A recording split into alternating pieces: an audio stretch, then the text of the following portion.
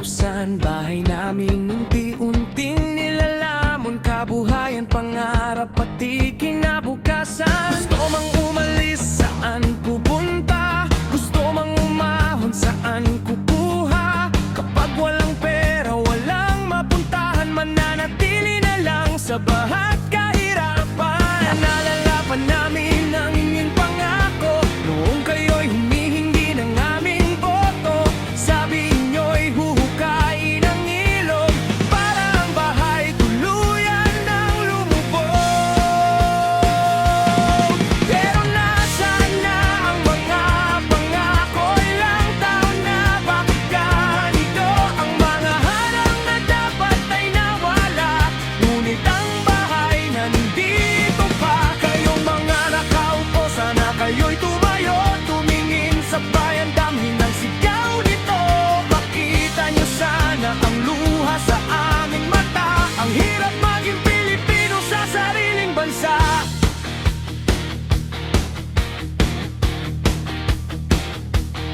Sa bawat pag-ulan ka ba ang kasama? Lulusog na naman ba ang tubig sa bahay? Mga gamit ay muling isinasalba, habang ang pangarap ay unti-unting namamatay. May batang nagtatanong, kailan matatapos? May inang tahimik na luha ang sagot. May amang gustong dalhin sa ligtas ang pamilya, ngunit walang pera para magsimula sa iba. Nasaan ang hustisya para sa bayan? Sino ang mananagot sa aming sinapit? Hindi sapat ang salita at pangako kung bawat ulan ay pareho pa rin ang sakit. Pero nasaan na ang mga pangako? Ilang taon na, bakit ganito? Ang mga harang na dapat ay nawala, ngunit ang bahay nandito pa. Kayong mga nakaupo, sana kayo'y tumayo, tumingin sa bayan, damhin ng sigaw nito. Makita nyo sana ang luha sa aming mata. Ang hirap maging Pilipino sa sariling bansa.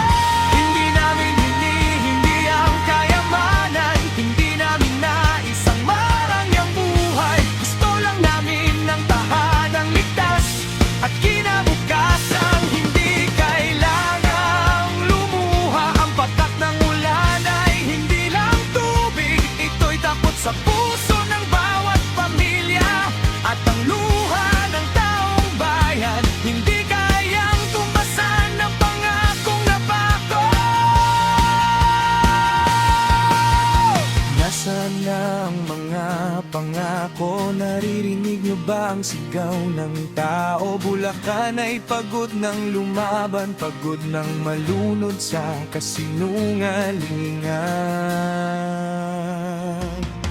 Kayong mga nakaupo, sana kayo'y tumayo para makita nyo ang tunay naming mundo. Hindi kami numero sa panahon ng eleksyon, ang mga taong naghahanap ng proteksyon. Balang araw, sana'y masabi namin ang sarap maging Pilipino sa sariling atin. Sa gobyernong may puso, may malasakit at lider na ang serbisyo'y tunay at ipipigil.